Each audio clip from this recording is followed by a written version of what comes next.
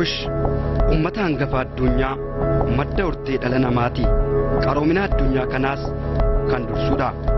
Ummattoota urtee kush jalatti warreen ramadan keessaa saboota akka Oromoo, Somaalee, Saawoo, Beejjaa, Agaa'oo, Geediyoo, Hadiyyaa, Affaarii fi Kambaataa akkasumas Konsoo, Darashee fi Sidaamaa fa'aadha. Maddii fi urteen isaanii tokkodha. Kana keessaa uummanni Oromoo tokko, Beejjaan tokko, Somaaleen tokko, Afaar tokko, Saahoon tokko. Amma kun uummata Kushotaati. Iddoo baay'eetti qoqqoodame. Kushitik uummata baay'eedha. Uummata gara 25-26 kan gahu. Kun hunduu indigenous population North East Africa kana keessatti uummata durumaanuu achi jiraataa ture mal akka amma warri seenaa balleessuudhaaf deemu katabanii Kushitik indigenous population biyya kanaati. Hortee kush keessaa Oromoon saba guddicha hangafa Kushiiti. Saba nagaa dheeraa fi seera uumaa fi uumamaan bulu. Saba safuu fi obsa qabuun beekamu. Oromooni safuu qaba. Safuudhaan jiraata. Nama ittiin darbu, nama hin tuffatu, ola deemaan tuffatu, nama guddaa akka guddaatti. Maalii fi sirna gadaatiin gatii buluu fi sirna gadaa sana keessaa calaqqisa jireenyi isaa. Ekonomiin isaas, hawaasi isaas, jechaan dinagdeen isaa, hawaasi isaa, bahaagalli isaa, waaqa kana sodaachuun achuma gadaa sana keessaa madda. Sirni gadaa Oromoo nagaa labsa.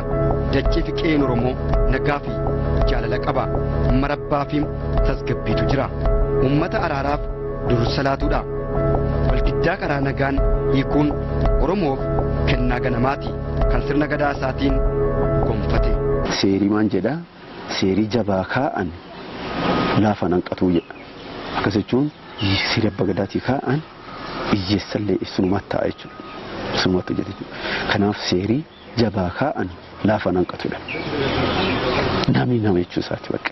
Namni nama kabaja qaba namummaa isaatiin seera qaba. Oromoon lolaanii lafin bulchu Oromoon dimokiraasiin bulcha. Taa'ee arrabaan dubbatee qajeelchee seeraan bulcha. Uummanni Oromoo duudhaa sirna gadaa keessatti aadaa wal danda'uu, waliin jiraachuu, rakkoon yoo mudate illee karaa sirna gadaa isaa fi dheeraatiin furuu qaba. Wal kabajuun duudhaa isaa keessaa isa ijoodha. Uummanni Oromoo duudhaan sirna gadaa isaa saboota sablammoota kanneen biroo ofitti qabee waliin akka jiraatu qajeelcha. Sirni gadaa Oromoo qofaaf osoo hin taane hundumaafuu wabiidha. Oromoon aadaa moggaasaa qaba, aadaa guddifachaa qaba. Uummata gara biraa hundaa walta qabee tokko godhee ofitti deebisee qabatee tolerantiidha. Uummata lola barbaadu, uummata nagaa barbaadu. Kunis Oromoo guddaa kan godhu keessa. Yeroo ofitti guddisu kana kakaa jira. Yoon du'e naa wajjin duuta. Yoon lole naa wajjin lolta. Yoon kufe naa wajjin kufta. Yoon qabaadhe yoon argadhe naa wajjin argattaa wajjin qabaadhe. Kanadha. Kana jennaan keessan deebi'u. Kakaa keessan deebi'u. Taasa. Oromummaan of keessatti waan baay'ee qaba. Sirna gadaa keessatti Oromoon gaggeessaa isaa waggaa 40 qopheessa. Waggaa 40 qopheessee carraa waggaa 8 duubaatti kenna gaggeessuudhaaf. Waggaa 40 guutuu maal barsiisaa hoo jenne akkamittiin ollaa wajjin buluu, akkamittiin uumamaa wajjin buluu, akkamittiin waan qaban qoddatanii waliin jiraatu, akkamittiin maatii ofii jiraachisanii ollaa wajjin nagaan jiraachuun danda'ama kan jedhu sirni Oromoo, sirni Oromummaa, sirni gadaa sirnaan nama leenjisa nama barsiisaa jechuudha. Gosumfeeta taatuuti. Loon itti kennanii handhuraa kaayanii fi aanallaa itti kennanii waan cuflaa itti kennanii ilmi tolfatan Oromoon ufinna mingatu akkasiin ufi qaban. Uummanni Oromoo Itoophiyaa ishee durii ijaaruu irraa eegalee hanga har'aatti ijaarsa biyya kanaa keessatti shoora adda durummaa qabaachuusaa gochaa fi seenaa qabatamaan mul'isaati kanarra ga'e. Biyya kana kan walta qabsiisee biyya gochuu kan danda'e Oromoodha. Uummati kun akka wal qabatu kan kaabaa, kan kibbaa, kan mirgaa, kan bitaa gidduu seenee uummata kana akka simintoo kan walta qabeeyyu Oromoodha. Biyyi kun jiraachuun biyya kana kan Itoophiyaayyuu kan godhe guddaan Oromoodha. Itoophiyaa har'a arginu kana akka isheen as geessu gochuu keessatti gaheen uummata Oromoo saba Oromoo baay'ee guddaadha. Akkaataan Minilik biyya kanatti hundeesse dhugumaan kallattii kamiinuu gaariidha jennee fudhachuu baanneyyuu biyya kana tokko godheera yoo jenna taane qobaasaa tokko hin goone. Warrumti nuyi komannu gumaacha guddaa gahee guddaa qaban warrumti akka Gobanaa Daaceefaa maqaa gurguddaa beekumsa gurguddaa warri qaban Minilik duuba turan gorsaanis hojiidhaanis kan turan namoonni Oromoo baay'eedha.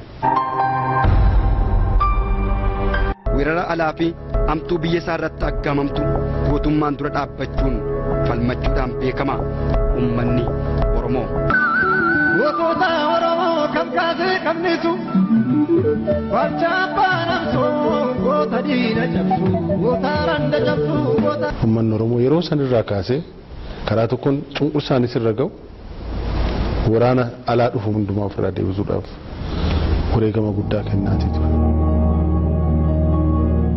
Yeroo lola Xaaliyaanis ta'u achiin duras achiin duubas Oromoon biyya kana jaaruudhaaf waan inni hin taphanne hin jiru. Lola Adwaa eenyutu hoogganaa ture?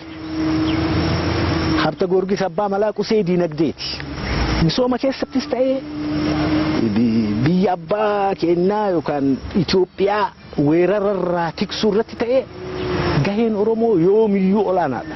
Yaasodoo biyya bakkee wayya ifaan guggubaadhaan akka rakaa gayyaan akka rakaa gayyaan akka rakaa gayyaan akka rakaa gayyaan.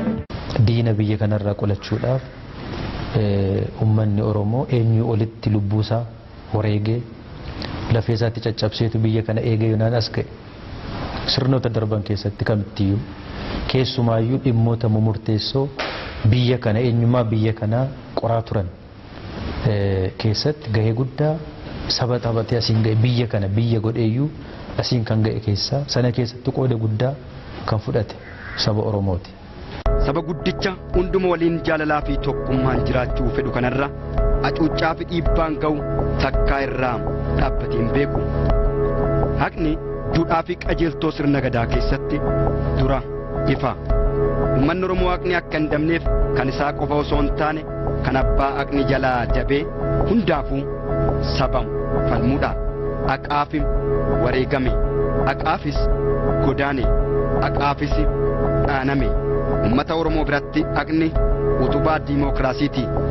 Haa ta'u malee uummanni Oromoo dhufaa darbaa sirnootaa keessatti haqni isaa dabee tureera. Gootota Oromoo kam kaasee qabnisu gootota Oromoo kam kaasee qabnisu walchaa baanamsoo goota diina cabsu goota randa cabsu goota randa cabsu. Nam tokko yoo gadi qabdee bulchuu barbaadde seenaa isaa dhorwatta. Seenaa akka inni hin qabne calaqqifta. Kumaa inni gadi qabaadhuma gootummaa Oromooti jechaa kooti. Sabi kun yeroo hunda akka inni itti irra xiyyeeffatamee irratti hojjetamu kan isa taasise qabeenya isaati waa biraa miti.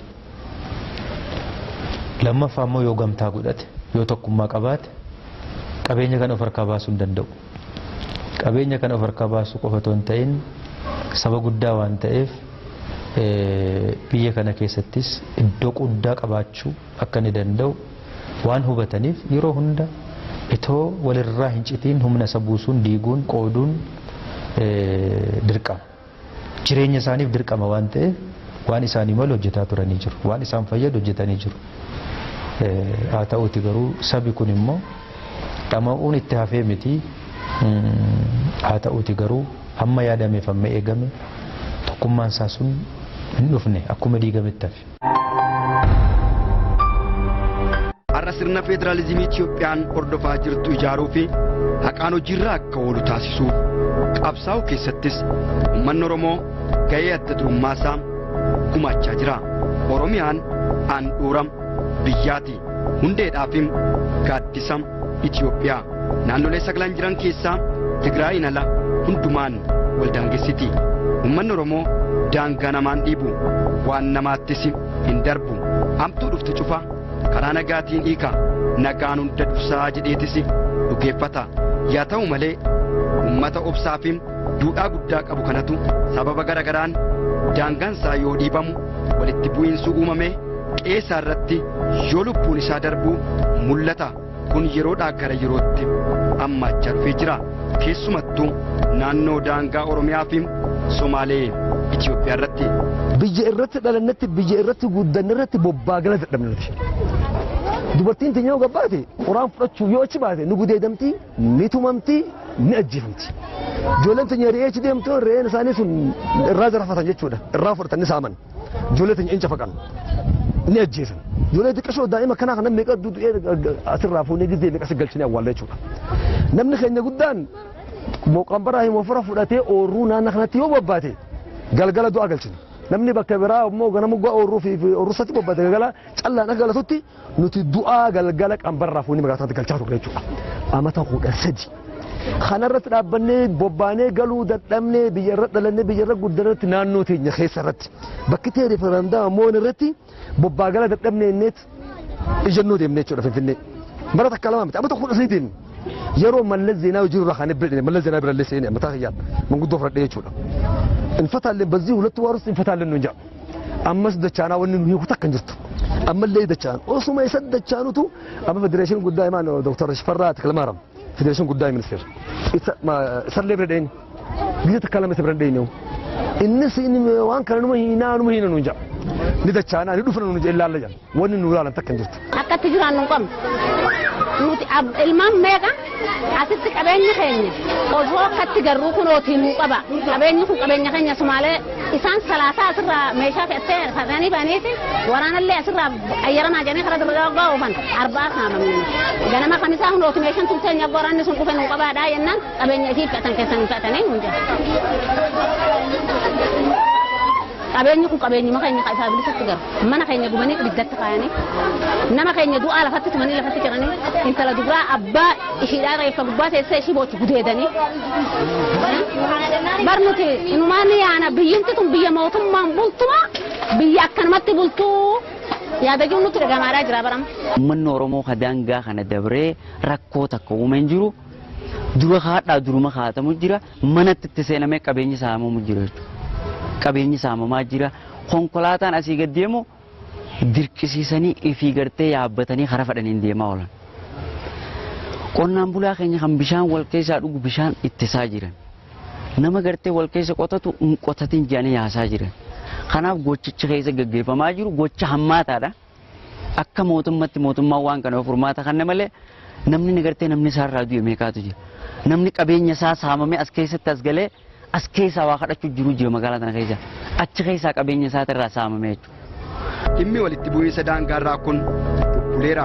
Uummanni Oromoo aadaa jaarsummaa fi saboota biroo waliin jiraachuuf qabu fayyadamuun furaa ture malee. Fakkeenyaaf walitti bu'iinsa daangaa naannoo Oromoota Booranaaf naannoo Somaalee waliin turee fi bara 1994 jaarsummaan rakkoo furame akka fakkeenyaatti kaasuutu danda'ama. Kun immoo obsaaf nagaa barbaadu uummata Oromootiif ragaadha. Jaarsi Oromoo bahe, jaarsi Somaalee yookaan Dogoodii bahe, arma wal argamne nagaa kan buusuun gammachuu guddootti natti dhaga'ama. ወንድሞቻችን ኦሮሞ ህዝብ መሀላችን obboleeyyan keenya Oromoota wajjin yeroo dhiyoo as wal dhabbii keessa turre kunis rabbiif seera biratti kan jaalatamuu miti. Wal dhabbiin dura margas bishaanis walumaan fayyadamaa turre. Ammas araara kanarraa obbolummaa fi ollummaa gaariidhaan wajjin jiraachuuf walii galleerra. Sabni Oromoo fi Somaalee uummatoota hortee gush obbolaawwani. Seenaan dhufaatii isaanii walitti hidhamiinsa jabaa qabuu fi jaalalaaf tokkummaa waliin jiraachaati har'a kan ka'an. Yeroo sirna gita bittootaaf mootummoota abbaa irree Somaaleen gara Itoophiyaatti Oromiyaan immoo gara Somaaleetti daachuun injifannoo har'aa fiduuf ummata waliin qabsaa turani akka seenaan eerutti. Gidiraan gamalachuutiin yoo isaan irra ga'u horteen ilmaan kush lamaan kun da'oo waliif ta'atii kan turan. Keessattuu uummanni Oromoo yoo qe'ee isaarraa buqqa'u bakki itti daachaa ture tokko ollaasaa Somaaleedha. Somaaleenis akkasuma luugama afaan Oromoo hidhee Oromoota boqoo gadi cabsee ture har'a akka ol jedhuuf olloomni uummanni Somaalee uummata Oromootiif taasise seenaatu ragaa ba'a. Afaan Oromoo kana anaa seensisuu ture biyya Somaaleetti raadiyoo Somaaleedhaa achitti naa seensisaa jedheeni naa seensisan.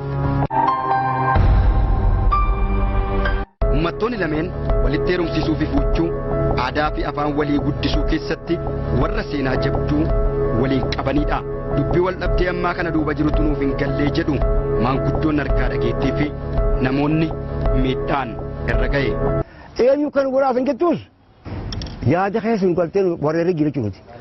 Biyya tan eessarraa baqaraa leessuun hin qabnu. Namuu dachii numa qabaa ollaas numa qaba. Kaan ollaa maa waliin waan maal waliin tuune. Nuti ollaa keenya kan barbaadu qabna. Kan barbaadu jira malee. Yeroo hunda titiisni qaama namaarraa iddoo hunda hin qubattu lafa madaan jiru qubatti. Lafa madaan jiru barbaaddeetu malee iddoo hunda qubattu. Maaliif iddoo hunda yoo qubatte homaan argattu qubattee kaati malee iddoo madaan jirudha kan barbaaddu. Warri saba kana walii isaatiin wal qoodaniini adda baasanii nagaa argatee tasgabbii argatee akka inni hin jiraanne tasgabbii argatee dhimma mataa isaa irratti yaaduudhaaf yeroo argatee dhimma mataa isaa irratti yaadee garamitti akka deemu qiyyaafachuudhaaf akka inni yeroon arganne hireen arganne taasisuudhaaf warra hojjetaa turan iddoo madaan jiru kana hundattuu barbaadanii qotanii hin qubatu. Rakkinni sun madaan sun akka inni hin fayyine yeroo hunda akka inni babal'atu taasisu. Dhaaf irratti xiyyeeffatanii hojjetu. Kunis kana keessa jiraachuun mala jennee yaadna. Inni kan biraan rakkoo mataa keenyaas hin jira.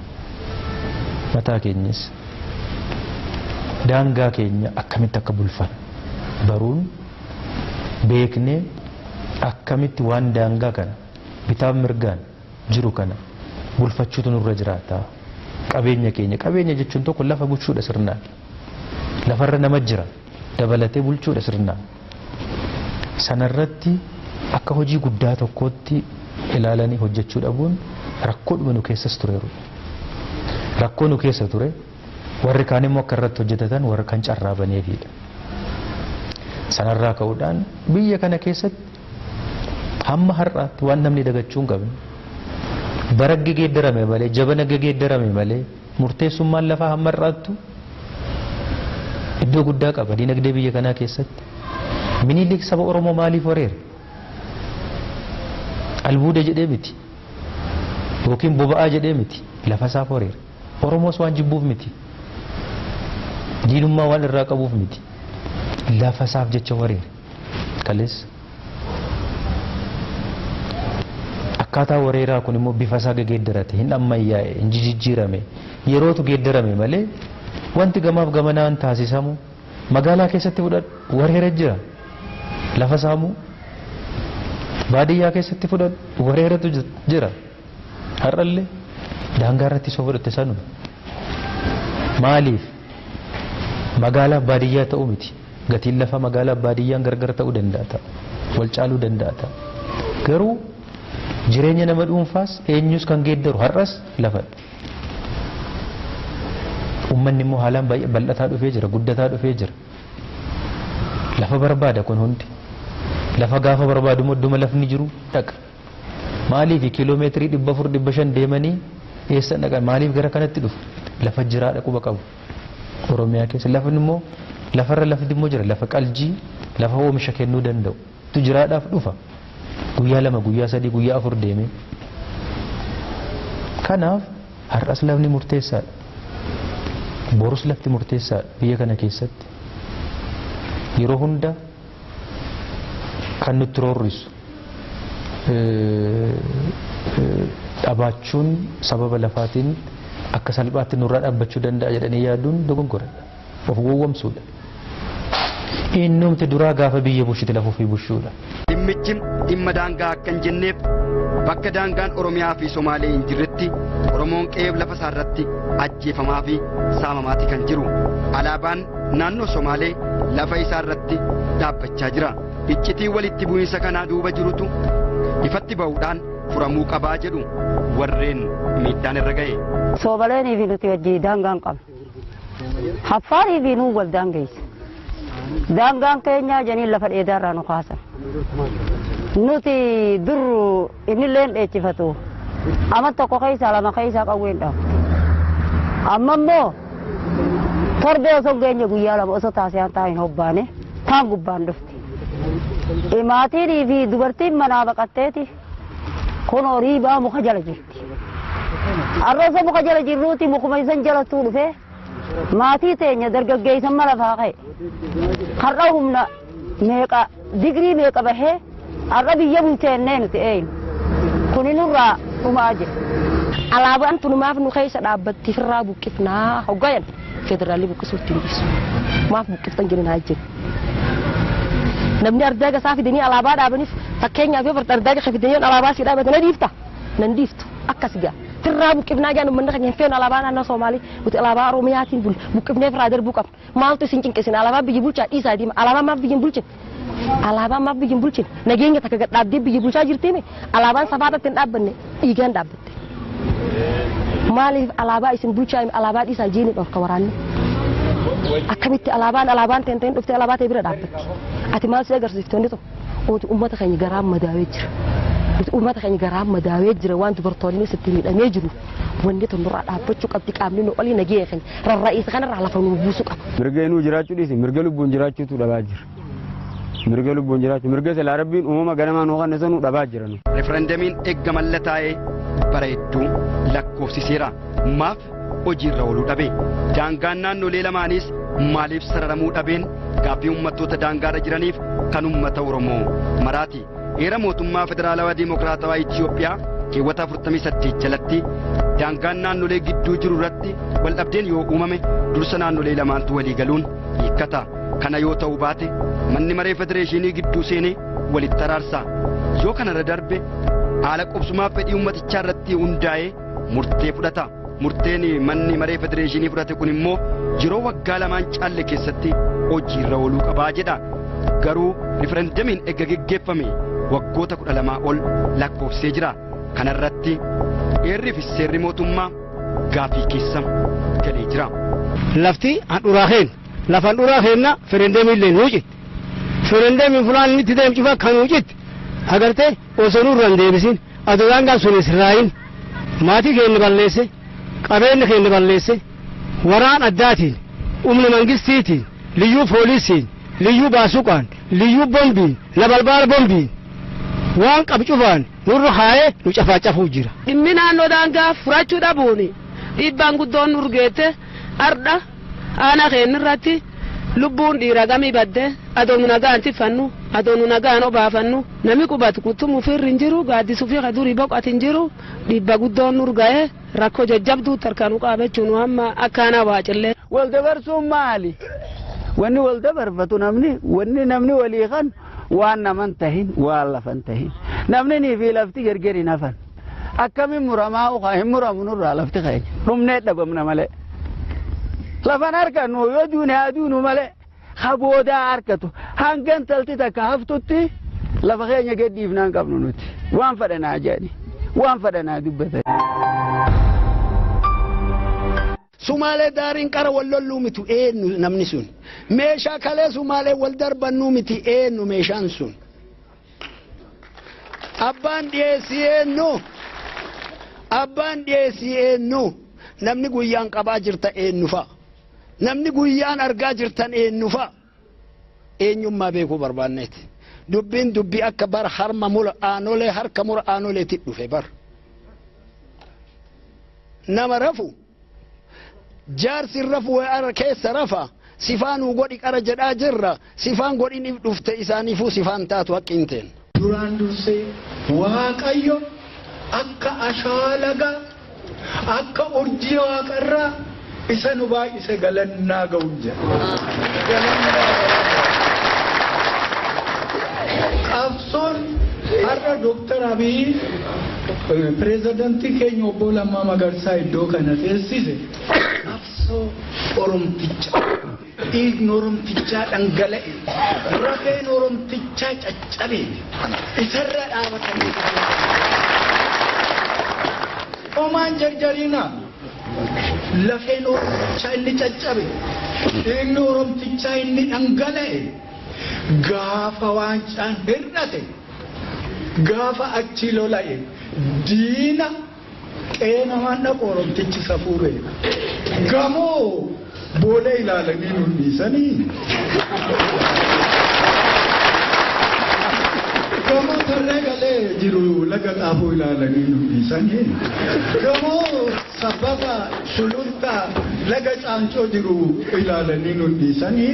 Maaliif rakkoon baay'ata gaafa jennu deemee ofittummaa hamaa nama keessatti uumame sanatu jalqaba ollaa dhiibaa uumama dhiibaa oolee bulee ofittummaan kun garuu jiruu ofii balleessaa maatii ofii balleessaa ijoollee ofii balleessa.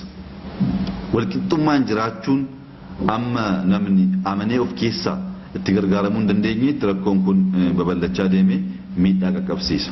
Rakkoo keessoo isaanii ajandaa geeddaruudhaaf gara kanatti rakkoo daangaa godhanii isa kan gurguratan fe'iisa isaa irra jiru sanaan buufachuudhaaf warri hojjetanis immoo jiru. Akkuma naannootti naannoo tokko fudhannee ilaallu tokko jennee akkuma naannootti kan laallu kun tokko miti. Bifa adda addaa kan qabu jira. Isaanuma gidduuyyuu aangoo irratti walfalmii jiru jira, fiigicha jiru jira. Tokko mo'uudhaaf, tokko qixxaachuudhaaf wannoo ta'utu jira. Warra tokko qixxaachuudhaaf jecha naannoo isaanii keessatti iddoo tokko lafa fudhatanii godina mataa isaanii dhaabbachuu barbaadu. Humnumaan lafa nurraa fudhatanii. Yoo godina mataa isaa qabaate sana qabatee akka naannootti aangoon inni argatu amma tokko hin dabalaaf waan ta'eef. Warra akkasitti hojjetanii sana dhiibbachuudhaaf unuun dhiibantu jira.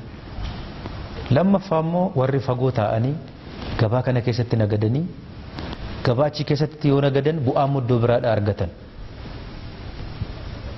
Immoo hojjetan immoo jiru. Warri kana fuunfatanii qeesaanii keessatti taa'anii hojjetanii achirratti dhaqanii hojjetan immoo jiru. Kuni hin jira.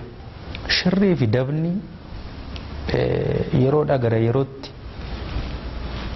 deemee faayidaa ofii eegsifachuudhaaf garuu tooftaan faayidaa ofiitti eegsifatan immoo yeroodhaa gara yerootti ammayyeessaa deemuun immoo hin jira. Inni kaleessaa saba qooduun ta'uu danda'a. Inni kaleessaa har'ammoo tasgabbii dhoowwuudhaan ta'uus danda'a.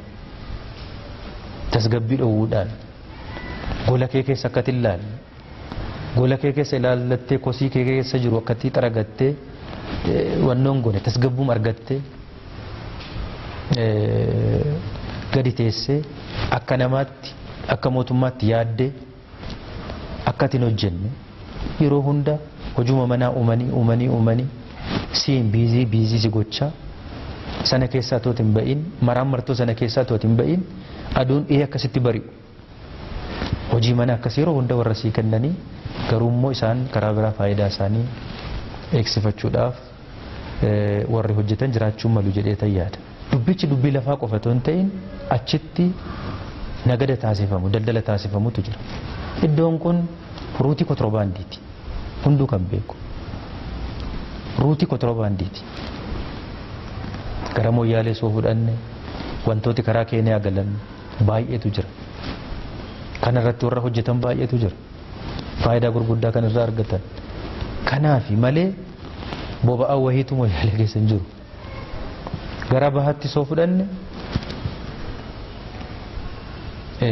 wanti galus wanti ba'us tooruma kanarraan waan ta'eef waan baay'eetu daldalama.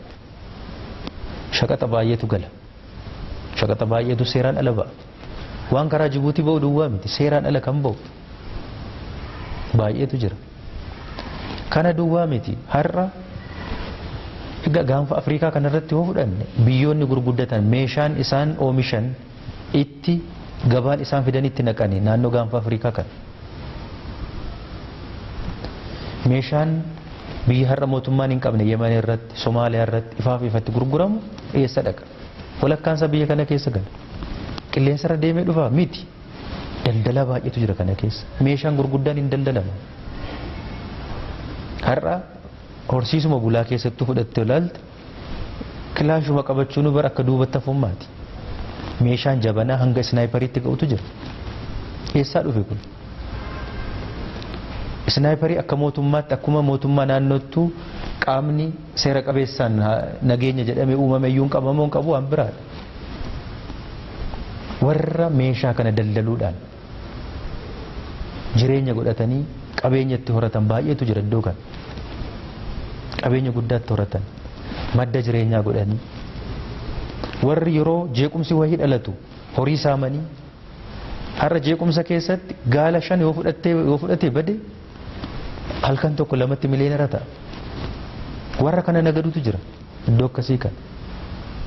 Waan ta'eef iddoowwan rakkoowwan kun deddeebi'anii nu mudatanitti rakkoo daangaa duwwaa rakkoo lafaa duwwaa osoo hin ta'in sana waliin wal qabatanii iddumti sun ji'oogiraafikaalii wantoonni kana waliin wal hidhatanii jiran baay'ee akka isaan ta'an ilaaluun hin danda'ama. Deemee walitti bu'iinsa dinagdeeti, faayidaati, daldalaati wanti biraan jiru kana keessa.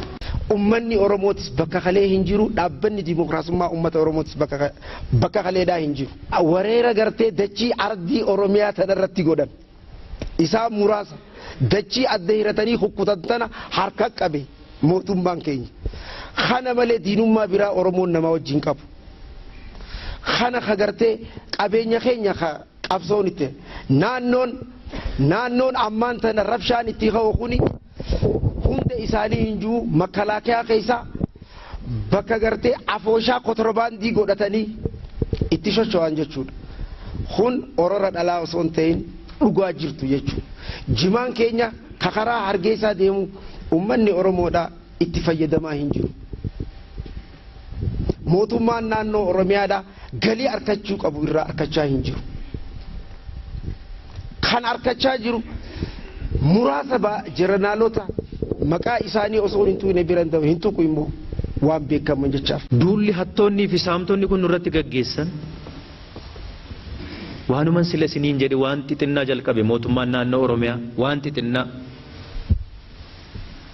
hojiittu galle yoo hojjenne kana godhuu keenyaan akka dhiphaa kana godhuu keenyaan sabaaf sablammii akka diinaatti warra ilaallu warra nu marsanii jiran warra ollaa keenya jiran akka nuti balleessuudhaaf kaanetti fakkeessanii Oromoon biyya kana keessatti akka inni shakkamu akka inni jibbamu akka inni tokkummaa biyya kanaaf hin yaanne fakkeessanii warri lallaban sobadha. Abjuu akkasiin qabnu nuti warra wal kabajne warra wal qixxummaadhaan wal faana jiraan. Inni tokko quufe inni tokko beela'aa inni tokko argate inni tokko dhabaa inni tokko duroome inni tokko hiyyeessa ta'ee biyya keessa jiraannu arguu hin barbaannu. Kanaafis hin qabsoofnu hin qabsoofnes.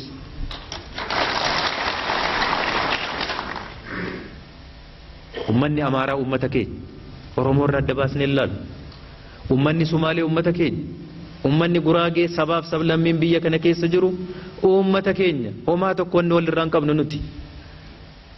Tokko garaagarummaa hin qabnu kan nuti barbaannu Oromoofis Amaaraafis Guraageedhaafis Somaaleedhaafis walqixxummaan haa jiraatu tokkummaadhaan haa jiraatu haqni haa jiraatu.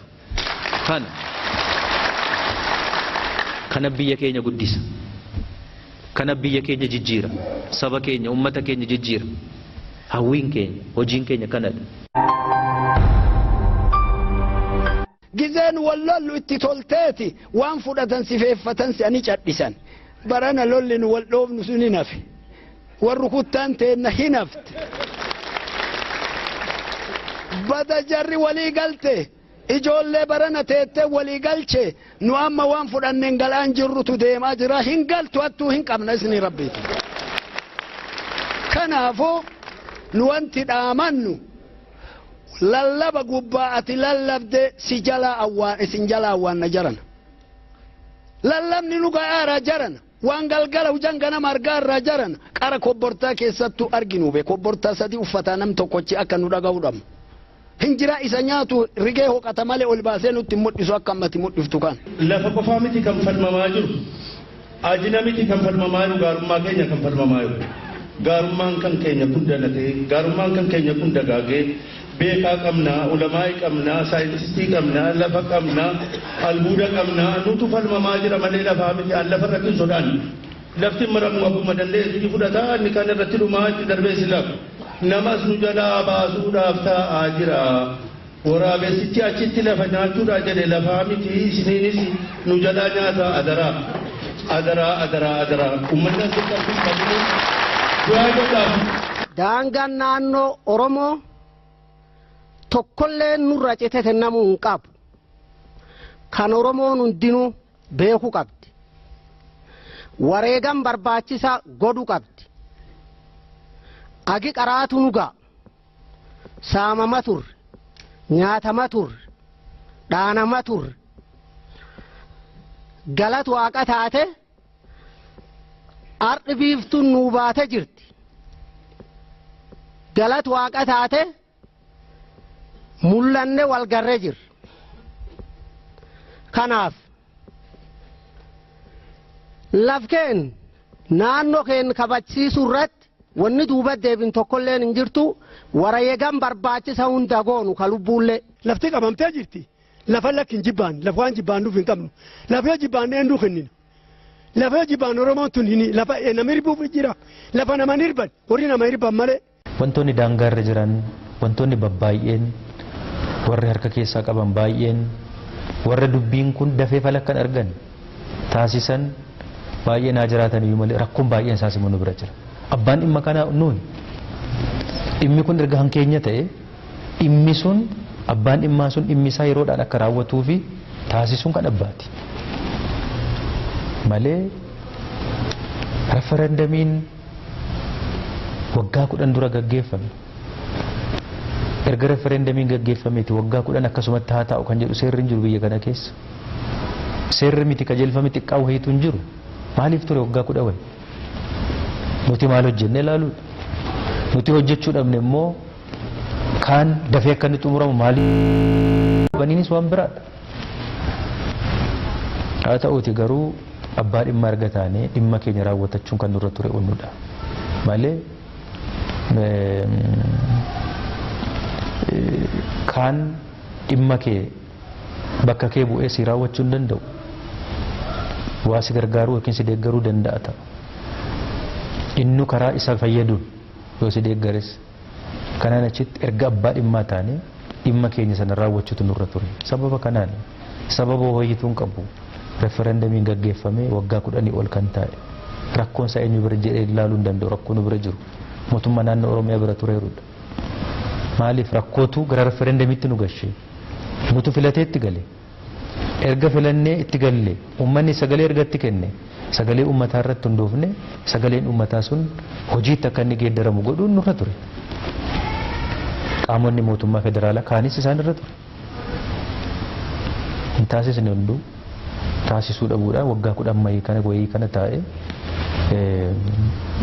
rakkoo adda addaas qaqqabsiisaa ture mar'aattis qaqqabsiisaa dhufe kanaaf dhimmi daangaarra jiru sababa kanaa fi sababa adda addaarraa ka'uudhaan etuu falan argatiin yoo naga'ee jira rakkoo adda addaas nutti uume gatiis nu kaffashiiseera hawaasa kanas gatii kaffashiisee jira walumaa gala naannoo keenya tasgabbiis dhoowwatee jira dhugaa dubbachuudhaaf maaliif wanti boorana irratti dhalatu hunda keenya tasgabbii dhoowwa hojii keenya hunda tasgabbii dhoowwa wanti harargee ganda tokko keessatti dhalatu hunda keenya tasgabbii dhoowwa naannoo keenya hunda tasgabbii dhoowwa sun nu miidheera har'a walitti idaane oolaan baay'ee nu miidhee jira waan ta'eef rakkoonsaa rakkoo qaama hundaati rakkoo qaama hundaati beezikaalii garuu rakkoo keenya rakkoo mootummaa naannoo Oromiyaa ta'ee tallaala. Uummanni murteessee jira. Uummanni eega murteessee immoo rakkoon akkasii kun jiraachuu malu kan jedhu sirriidha. Garuu rakkoon kun daangaa irraa ka'ee uumamaa jira kan jedhu immoo ilaaluudha. Daangaan karaa seera qabdu biyyattiin heera qabdu biyyattiin akkaataa sanaan hiikamuu danda'a. Meeshaadhaan wal waraanuu wal ajjeesuu barbaadu. Lafaaf nama ajjeesuu moomuudha moomuu miti. Daangaaf nama ajjeesuun salphachuudha caaluu miti. Kana kan godhaa jiru eenyu maaliif godhaa maalimmoo keessa argata kan jedhu qorachaa jirra. Eenyuyyuu haa ta'u garuu dubbiin eessarraa yoo amaddu garuu namni meeshaa baatee nama ajjeese mo'amaadha hin du'a hin bada. Namni meeshaa waan qabuuf qabeenyummaa barbadeessu yeroo isaa eeggatee hin bada. Kun yaada gaarii yaada mo'aa miti.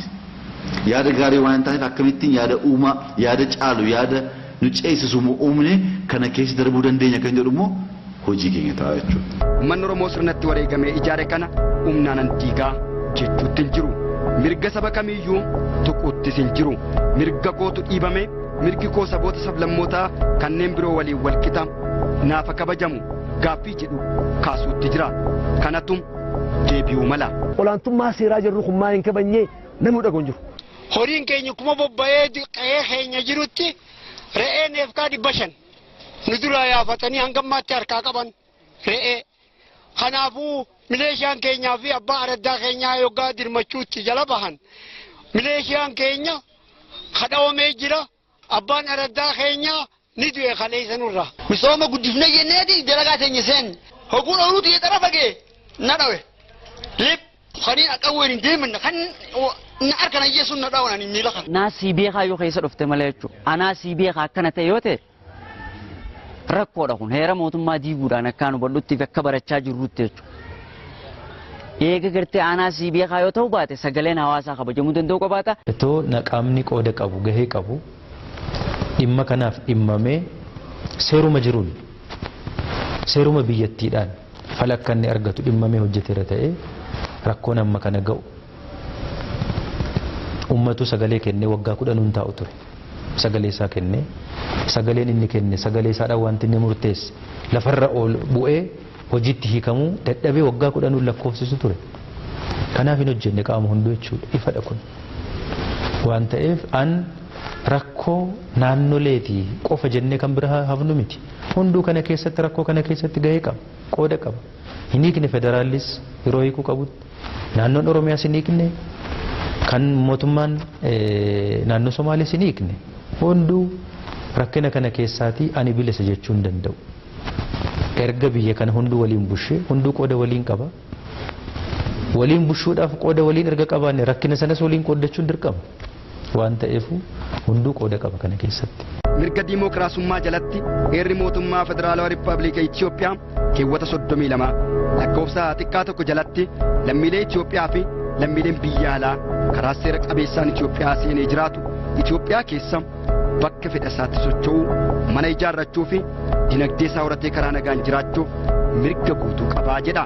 Tibba kana rakkoon daangaa Oromiyaa fi Somaalee irratti mudate sababeeffachuudhaan gochaan Oromoota Somaalee keessa jiraatan irratti raawwatame wabii saboota sablammootaa kan ta'e heera mootummaa gaaffii keessa kan galchidha. Nu wajjin rafuu diddan nuti ableedhaan mataa isinirraa muraa akka isinii ta'u laalladha. Nurraa murinaa jenneen nutis akkasitti ayyamne akkasitti nu wal dabraa bulanii gisee rabbiin baree ammaasillee gisee rabbiin baree nu dhiisan. Shaalaqa Abdusamad ablee na fudhateeti as keessa na muree jira luqatiyya ittuu. Shaambal doofkaa jaaniiti shaamballi isaanii deebi'ee guyyaa adii yoo na wajji rafu baattee lubbuun tee halaakarra jirti atiin tala Oromootiif hin beektu akka biyya namaa jirtanii eega biyya namaa kaatanii dhuftan boodatti dirqama waan nuti isin goonu hojjechuu qabdanii ji'eeti bakka rakkinni kun nurra ga'ee jira nuti achi keessatti. Qabeenya kiyya sun haa hojjetu hin jiru qabeenya kiyya sun isa nagubutti hin jirree ilmi namaa kabajaa dhabee kanaan nagubu jira kabajaa ilmi Oromoo dhabee hanga jan takkatti kanni ilmaan kaartoonaa jan takkatti nuti hanga takkatti kabajaa dhabne jiraachu Somaalee keessatti. Kan beeknu waraana mootummaa akka qophii qabu qophii fi guutuu lisaasa jennaan nyaata jennaan sa'atiif duuba deebi'ee hilaandiin fudhatu ofirraa qaba. Kenna namni waqta san bishaan roottoo nuuf fidanii buusan karoottoon dhuftee buute osoo nu jerkaana qicannee jaban ati hin danfatiin dhukaaf nutti baheeruu hiteen qofaan keessaa baasne. Qabeenya tokko kaba hanneen hin qabu. Ruuhii nama keedetiif qabeenya kennallee dirree basanii waliin dhiifnee irraa baane nuyi. Namoota kenna hin gallee sa'atii amma jirrurra jiraannee qoonqoo jiifannee hin agarree nama meeqa du'e nama meeqa jirallee irraan beeku. Eeganuma mootummaan gara tilmaamarra kaayee tilmaama saniin argamee namni kenna kana du'ee jennee if keessa deebifnee boonnu malee jiraa fi du'allee nama boonnuuf hin beeknu nu amma. Oromoon naannoo Somaalee jiru qeesarraa buqqifame silaa maali kan ta'uu qabu heera mootummaa keessas bal'inaan jira heera mootummaa Itoophiyaa keessas bal'inaan jira akka addunyaattis kan Itoophiyaanis fudhatte qajeelfamoonni fakkeenyaaf akka UN Guiding Principles on Internal Displacement waan jedhamu jira qajeelfamoota namoota qeerraa buqqa'aniiti heerri mootummaa fi lakkoofsa keeyyata lakkoofsa 40 yoo ilaalte qabeenya wal qabatee keeyyata 89 yoo ilaalte isaan kuni namoonni yoo balaan irra ga'uudhaaf dhufe yookiin yoo balaan irra ga'e akkan ta'uu qabu kan jedhu ni ka'a. Tokkoffaa achitti akka eegaman hin goone buqqisuu sana gargaaraniit mootummaan federaalaa sammaa agarrutti achitti tiksuu naafuuti gaafa isaan bakka tokko bakka nageenya qaba jedhamu ga'uudhaaf jiran karaa irratti balaan irra ga'aa ture qabeenya isaanirra balaan ga'aa ture. Inni kun utuu hin godhamin hafe jechuudha heera mootummaa cabe jechuudha asirratti heera mootummaa keeyyata 40 irratti yoo ilaalte tifkatee bulaas haa ta'u qotee bulaan qabeenya isaarraa fi lafa isaarraa buqqa'uu hin qabu tifkamuu qabaadha inni kun cabee jira jechuudha ammas dubbii heera mootummaa hojiirra oolchuu dhabuutomaa waan biraati miti. Heerri wanti cabee jira heerri cabe sanaaf mootummaan federaalaas mootummaan naannoos garee garaagaraa dhaabee qorachaa jira namoonni itti gaafatamu namoonni buqqa'an sunis deebi'anii achitti jiruuf jireenya isaanii itti fufu kun hin ta'a maaliif ta'a kuni biyya Itoophiyaa nuti keessatti sirna federaalaa waliigallee uumne keessatti namni kamiyyuu naannoo tokkorraa ka'ee bakka biraa hojjetee jiraachuuf seera naannoo sanaa eeggatee oolee galuuf mirga qaba. Bakka mirgi kun kabajamuu hin dandeenyetti seerri sun hojjechuu qaba jechuudha. Kun hin ta'a. Rakkoon agas ammaatu yoo mudatu mootummaan federaalaa yeroodhaan gidduu seenee furmaata nuuf hin kennine. Kanaafuu komii jabduu irraa qabnaa jedhu warreen miidhaan irra ga'e. Dhugaa laaluun hin jiru. Mootummaan dhugaa dhiise amma. Dhugaan isin himani. Wanni dhugaatti dhiise maaliif wallolu jirtanii? Kootu jee hayyoota qaban, kootu jee hayyoota qabna waliin nu fidee himaa waan wala jeesuu jirtaniif hin jiru. Hin jiru nu gaafatu. Hoggeessaa yaamanni dhufa. Hoggaa nuti yaamnu ni hundufu. Dhugaasii yoo barbaadda. Amma kun bira taa'u jira. Araddaa hawaasni irraa cabe waraana mootummaa Somaalee wajji qindaawee amma deemtanii arguu dandeessan wajji taa'u jira. Raashina Somaalee erguuf jira achitti. Hawaasni hin jiru. Kanaafuu irkannoon har'a Somaalee wajjin ta'ee jira. Nuti yoo nuuf mootummaa mitiif deemaa kana maaliif hin abdanne?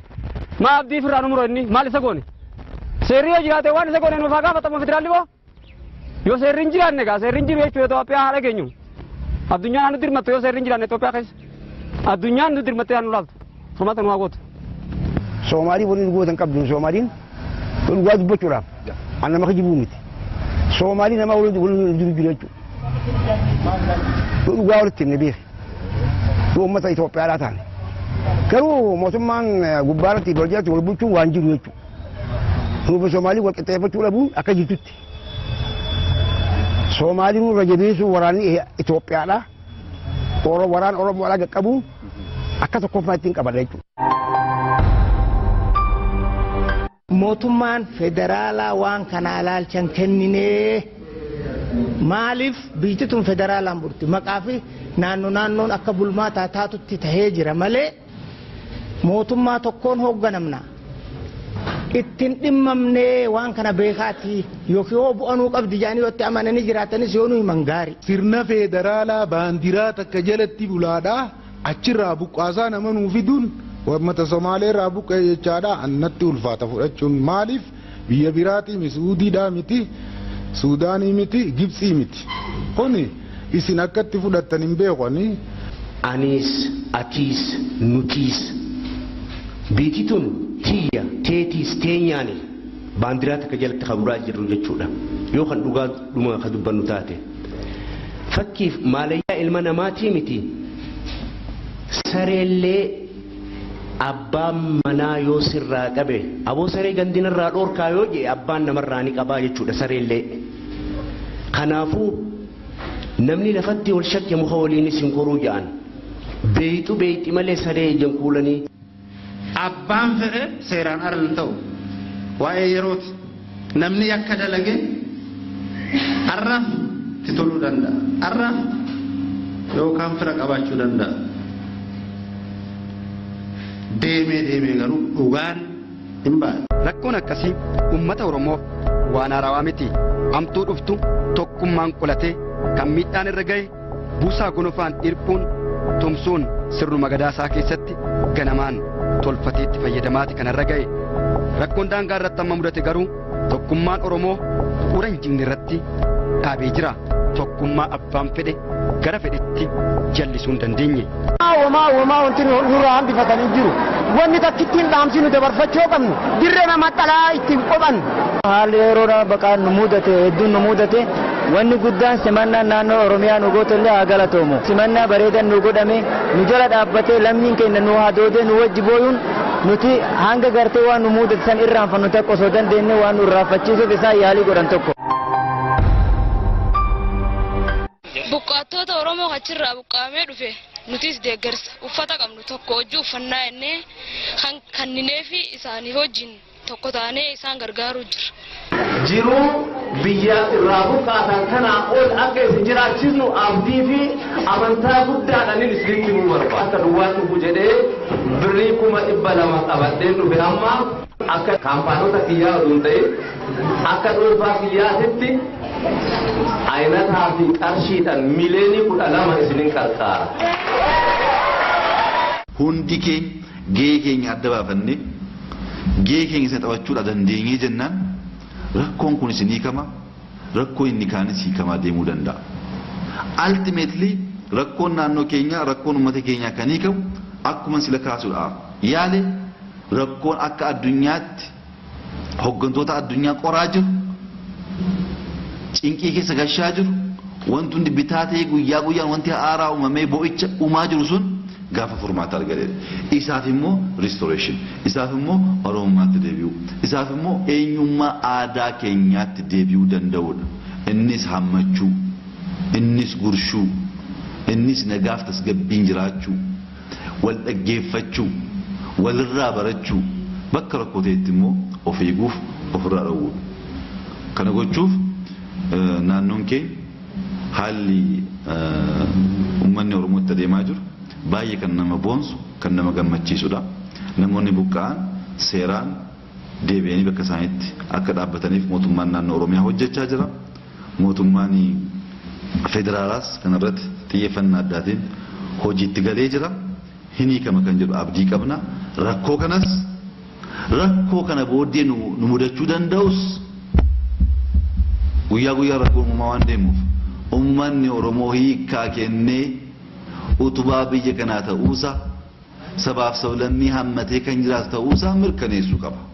Gaafa eenyummaa isa dhabe gaafa akka warra kaanii haaloodhaan mo'uudhaaf gaafa deemu mo'ameera jechuudha. Mo'uu jechuun haaloodhaan deemuu jechuu miti caalanii argamuu jechuudha. Caaluun sun immoo tasgabbii addaa barbaada. Sammuu addaatiin xiinxaluu barbaada. Rakkichi bifa garaa garaatiin hiikuudhaaf carraaquu barbaada. Jijjiiramni guddaan jiraachuu isaa kan agarre ummanni keenya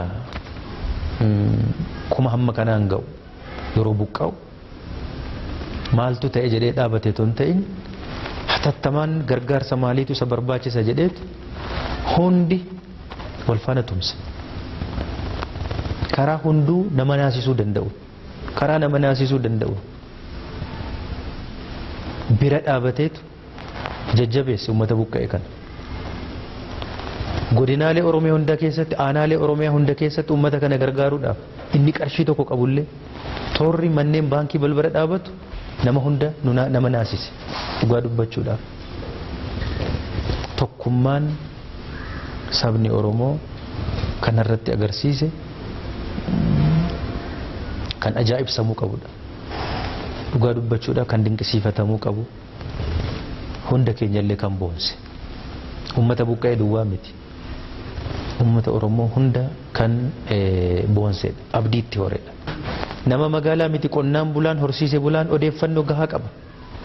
Har'a namni burjaaja'u hin jiru. Har'a namni odeeffannoo dhabee maal dhabee bitaaf mirga wannoo ta'u hin jiru. Odeeffannoo wal qixaa qaba. Ejjennoo wal fakkaatu. Afaan tokko dubbata. Gar tokkotti yaadu waan tokkoof yaadu waan barbaadu sanaaf waliin tumsuu jalqaba. Kun waan hundi keenya hawwaa turre. Waan hundi keenya kun akka inni ta'uu qabu abjootaa turre. Waan ta'eef uummanni keenya tokkummaan inni agarsiisaa dhufaa jiru dhugaa dubbachuudhaaf abdii guddaa nutti horee jira. Abdii guddaa kanadha kan dhabne kan bittinnaa'e sabi kun tokkummaa dhabuusaatu saba kana miidhe waa biraa miti. Waa hundaaf kan isa saaxile kanadha. Har'a tokkummaan isaa kun baay'ee yaaddessee jira jedhee yaada. Diinota saba kanaa, goomattoota saba kanaa yaaddessee jira jedhee yaada. Agarsiiseera kana ifatti. Kun dhugumaan hunda keenya boonsee jira. Kun dhufuusaaf warra har'aa toon ta'in warri kaleessa kanaaf jedhanii gumaacha guddaa taasisanis qabsoon isaanii lafatti kufee nafe. Fidee jira har'a. Waan ta'eef kan itti boonuu qabnu.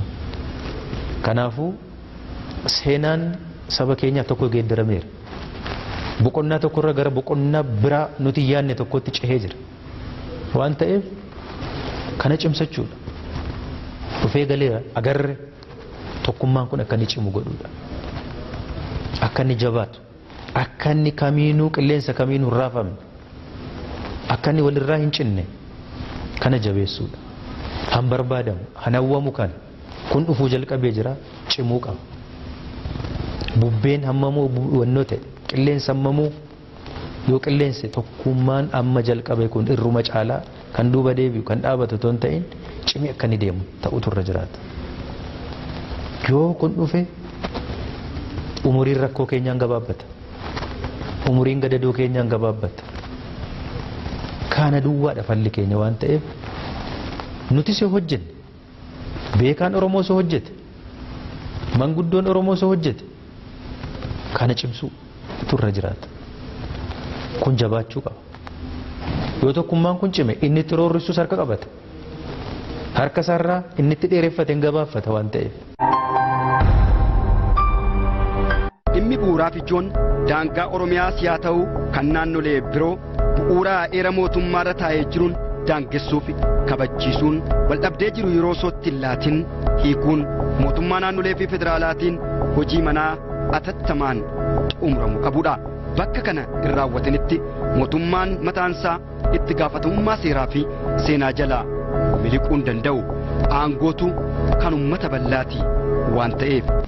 Namoonni dhufaa jiran kumaatamaan lakkaa'amu namoota baay'eedha. Akka diqqaa dhufaa jiru qophiin gahaa hin godhamne nama yaaddeessa nama gaddisiisa garuu uummanni Oromoo uummanni Itoophiyaa uummanni biyya kanaa bakka Oromummaatti deebineetti rakkoo kana furuuf ilaalcha mo'aa uumee furmaata kaa'uuf irra akka ta'e amantaa jedhu immoo hin qabu. Har'a uummanni kun isa kaaniifuu wanti hin galle waan baay'ee jira sadarkaa uummanni Oromoo har'a irra ga'ee jiru. Warruma kaaniifuu waan galeef natti hin fakkaatu geeddaramee jira. Inni biyya bushuu soo ta'e warra irratti roorrisu duwwaa miti inni bushuu soo ta'e nuun dabalate yoo karaatti galle bushina ta'e karaa uummanni kun gaayid godhuun irra deemte bushuu yoo achiif asan jette taate halkan tokko buluu akka hin dandeenye agarsiisaa jira. Ergaan isaa tokko lamaaf miti hundaaf diinota isaafis firoota isaafis dabalateeti. Kanaaf asiif achi jechuun hin jiru. Qabsoo kana ofitti fudhatee jira uummanni kun. Amma nama biraa harkatti ilaalaa hin jiru. warri abbaa baluu tokkas nu godhe duwwaa ton ta'in akkas godhachuu qabna irratti dhufe amma akkas tutuu nu ta'uu malaatti dhufe ummanni kun qabsoo dhuunfachuu jechuun harkatti galfachuu jechuun kanadha waa biraa miti kan nuti hawwinu kana abbaa qabsoo kana ummataan gahuudha miti hawwiin keenya ummaticha bira har'a waan gahaa jiru natti fakkaata kana cimsatee qabatee kan isaa hojjetu qabatee jajjabeessee bira dhaabatee kan isa irratti hojjetu immoo halkan tokko toon bushiin akka inni iddoo isaa qabatu taasisee waan isaa fayyadu akka hojjetamuu fi karaa itti agarsiisa kan inni biraa karaa isatti agarsiisu toon ta'in har'a immoo karaa itti agarsiisee warra isa bushuu mataasa eenyu keenyaan karaa itti agarsiisee akkasitti kana naa hojjedhaa jechuu danda'utu irra jiraata kana immoo jalqabeera injifannoo guddaan kana qabsoo dhuunfachuun kana mirga dhuunfachuun kanadha waan ta'eef kun abdii hunda keenyaati wabiin keenya kanadha anaaf hunda keenyaaf wabiin keenya kana yoo kana ta'uu baate gaaddisa hin qabnu waan ta'eef yoo kana ta'uu baate gaachana waliin taane warra gaachana taanee du'arraa badiirra walambisnu ton ta'in titiisa walirraa oofuu hin dandeenyu gaafa diigamnu kanaafuu wabii hunda keenyaati tokkummaan kun waan ta'eef tokkummaan saba keenya ummata keenya amma cimuu jalqabe kun kanaa ol cimsuudha mootummaan naannoo oromiyaas kana hojjechuu qaba waa biraa miti kana cimsuutu hojjechuun nurra jiraata sabni keenya hundis galee fi wal dhagahee wal hubatee waliin tumsee gara tokkotti deemuu inni jalqabe kun cimee deemuutu irra jiraata. Rakkoon kun waa lama nuu fide Oromoo bayaa fi dhiya kaabaa kibbatti wal nu taasise duraan afaan takkaan qabnu rabbii keenya galanni haa ga'u.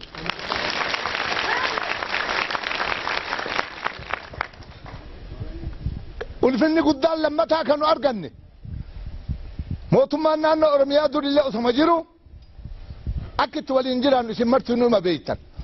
Har'a ammoo isaan illee hagumnaa xaaranii galata namaan balleessinu. Akka moo'inni ol deemee firii faayidaa qabdu gubbatti baasu firii kanneen nuu baase kunu firii faayidaa qabdu kan ummata manu dura taa'u kan Oromoo jabeeffadhu qabadhu irratti takkaa haga dhalattee mangisti akkanaan arganne rabbi si hiree qabadhu jabaadhu. Nuti hin jaalladhu obboloota keenya nama miin qe'ee namaa dhaqnu isa qe'ee keenya dhufu waaqayyo nurraa haa dha'u waadhiis yoo nu dhiisuu dide balaan ibiddaa isan dhabiin balaan xiyyiitii isan dhabiin dubartiin isaa karaa uumaa dhiiste karaa afaanii haa dhalu kaan isaa karaa uumaa dhiiste karaa afaanii haa dhalu si kadhannee nu dhiis yoo nu dhiisuu dide waraana naannoo tokko keessa gashuuf yookaan immoo poolisii federaalaa naannoo tokko keessa gashuudhaa fi naannoon humna kootii oli jedhee iyyachuu qaba. Naannoo tokko keessa gashuuf humna kootii oli jedhee yoo iyyatu murtee sanaan gala. Darbee immoo yeroo akka kanaa akka muummicha ministeeraa bira ga'uun qabu sun wanni haasaa isaanii irraa yoo karaalee gurguddaa mootummaa federaalaatu fudhate jechuun nageenya naannoo sanatti olaantummaan poolisii oromiyaa irraa fudhatamuuf deemaa jechuudha.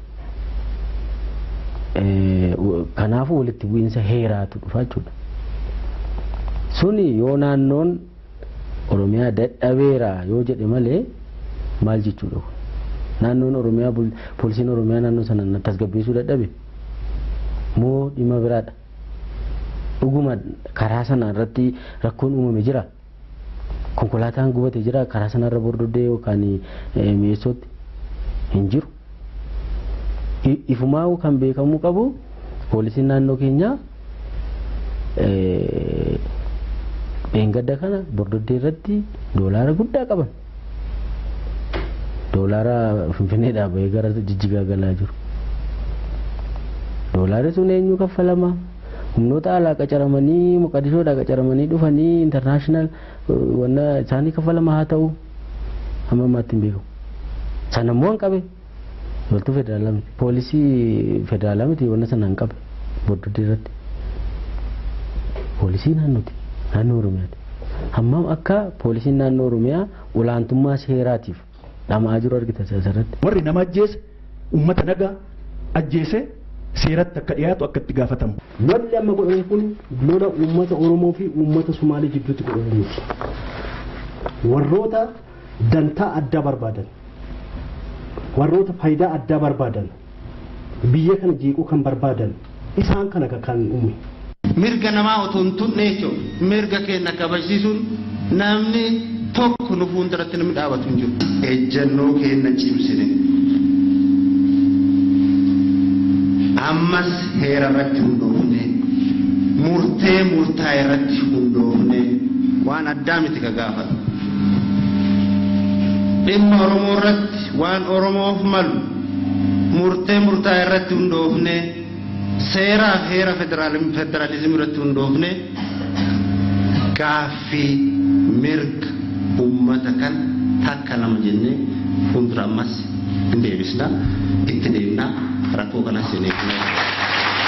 Kaayyoo fi fedhiin qaamolee muraasaa ofittummaa giddu galeeffachuun uummata walitti buusaa jiran atattamaan yoon dhaabbanne sirna federaalizimii biyya hordofaa jirtu gaaffii keessa galchuun biyya bittinneessuutti deema waan ta'eef mootummaan karaa haqaa fi iftoomina qabuun hawaasa bal'aa hirmaachisuun hiikuu gaafata. Uummanni Oromoo jaarraa 16ffaa keessa lafa isaa irraa fudhatame gadaa isaa haaromfatee qabsaa'ee harkatti deeffachuu isaa galmee seenaatu ragaa ba'a.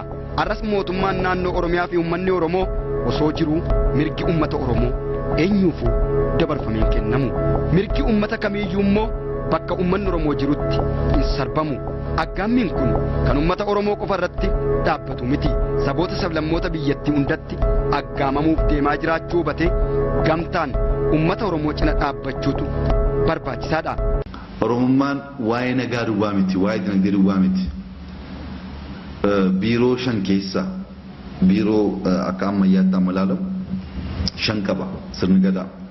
Kan sirna mootummaa kan raawwachiisaa qaba, kan seera baasuu qaba, kan seera immoo raawwachiisuu qaba. Kana alatti abbaa duulaas qaba. Nama dinagdee hoogganus qaba. Waa'een dinagdee sirna gadaa keessatti beekamaadha jechuudha. Waa'een rakkoon tokko uumaminaan ofirraa dhokuu danda'uun abbaa duulummaan sun achi keessatti nama leenjisanii qopheessuun aadaa keenya keessatti jira jechuudha. Nagaan jiraachuu, walqixxummaan jiraachuun kan halkanii guyyaa barannudha. Woo rakkoon hammaatee dhufe immoo akkamitti ofirraa uwwinaas aadaa sana keessatti jira jechuudha. Sana Oromummaatti deebi'uu, ofitti deebi'uun waan baay'ee hiikaa fi deemuu akka danda'u amantaa guutuu qabu. Sababa daangaadhaan buqqa'ee qeessaarraa buqqa'ee nu harka jiru kana bira dhaabannee akkuma amma bira dhaabannetti hamma inni gaafa dhaabbatee jiruuf jireenya isaa gaggeessuutti bira dhaabbannee gargaaruun barbaachisa. Dirqama keenya kun dirqama keenya. Kanaaf ummanni keenya hanga ammaatti kan inni godhaa tureef guddaa galateeffachuun barbaada. Hin jalqabne malee immoo xumurre miti. Kanarratti ummata keenya, ummata naannoo keenya qofa otoo hin ta'in ummattoonni biyya keenyaas nu bira dhaabbatanii lammii biyya keenyaati ummanni buqqa'e kun waan ta'eef wal gargaarree dhaabnee sanas kan hojjetu immoo koreen of danda'e mataasaa of danda'e dhaabbatee jira waan ta'eef yeroo adda addaas waamichi adda addaas hin taasifamaaf waan ta'eef haala amma mijaa'ee jiruunis akkaawuntii ummata keenya buqqa'ee gargaaruu dhaabbaname kanatti waan qabnuun gargaaruun waamicha koreen dhimma kanaaf dhaabbate nu taasisuus fudhannee ummata keenya cina dhaabbannee onneetti horree deebisnee dhaabuun dirqama keenya waan ta'eef waan amma jalqabne kana ummanni keenya mootummaa naannoo Oromiyaa waliin ta'ee hojjechuun baay'ee barbaachisaadha.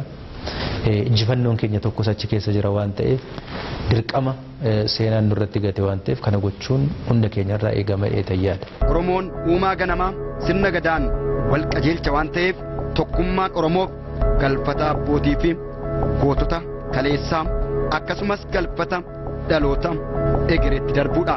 Tokkummaa jabeessaa horaa bulaatiin deebanaa.